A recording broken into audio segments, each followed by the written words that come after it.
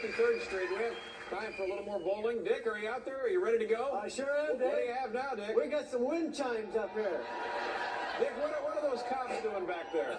I don't know what the heck they're doing. You guys get out of here. Here we go. Dick Weber, wind chime. All right, there we go. All right.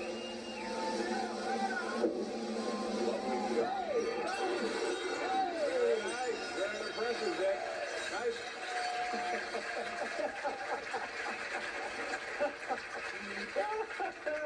I think Dick's under the impression he won something. Look at that. Wow.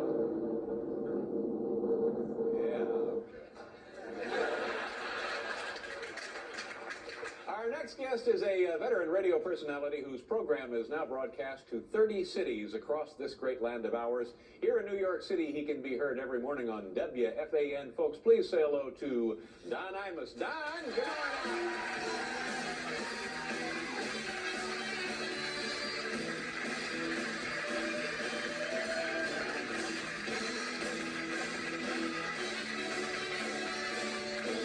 Yes, sir.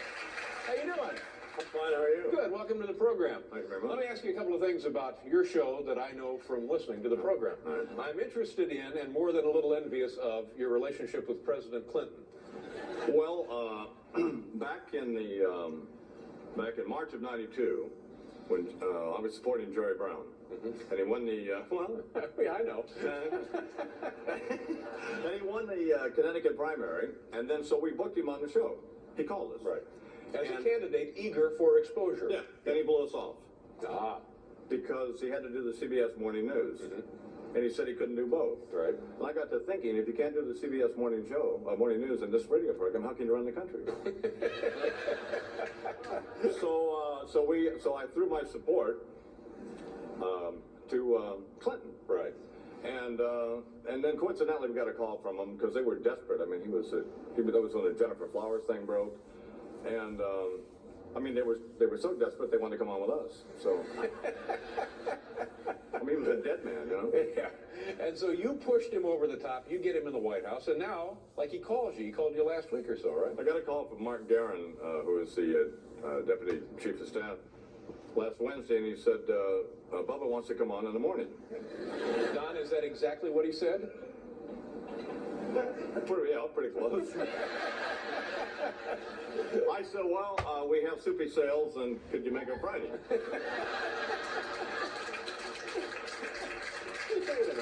You know, we can't even get soupy sales. So he's eager to come on because I'm not Ted Koppel, and I'm not Tim Mercer, not Dan Rather. You're not going to gun him. No, of course not. Just lob up a bunch of softballs. But I did want to ask him, you know about the AstroTurf?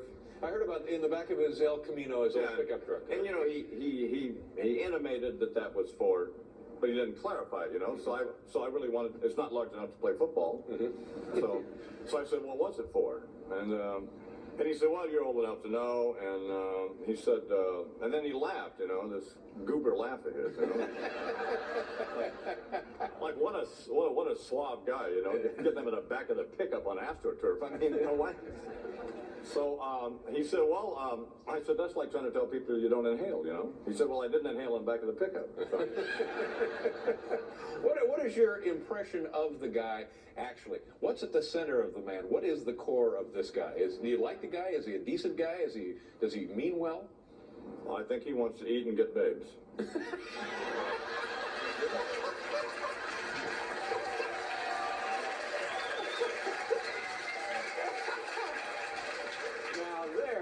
There's a campaign slogan. Yeah, that's all you need. Easy money there. I like him. Yeah. You know, I mean, and you know, he likes me. So, I mean, you gotta kind of wonder about that, you know. You have another relationship on and off the show. Your brother in El Paso, Texas, Fred. I get a big kick out of Fred. Oh, yeah, I want to know more about Fred. What can you tell me about this guy? Well, I have some sort of bad news. No. Yeah. Fred has a dog, a Siberian Husky, also named Fred. And four-legged Fred. Four-legged Well, Fred. two-legged Fred and four-legged Fred.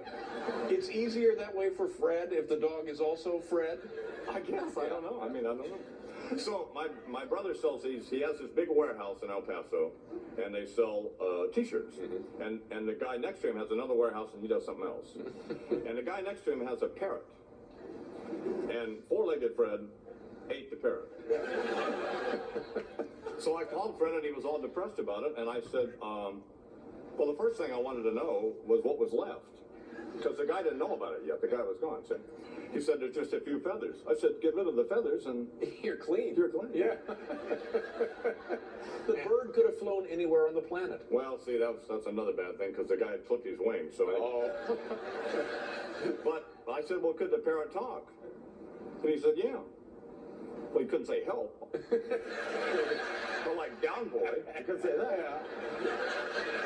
And then and the dog had been around the parrot for months and had assiduously ignored the parrot. Right. But that was when two-legged Fred was out with four-legged Fred. Was it two-legged or four-legged that ate the bird? Now, which? There was four-legged. Four, all right, okay. But we don't. If the parrot could talk, nobody knows what the parrot said to the dog when my brother wasn't around, do we? No, we don't. No, it could be like a Menendez brother, Lorena Bobbitt thing, couldn't it? Taunted the dog. Absolutely. So that's that's how we're gonna. There's kind of some ugliness there in El Paso. Yeah. Hang on if you can, and we'll do a commercial. We'll be right back here with Mr. Iron.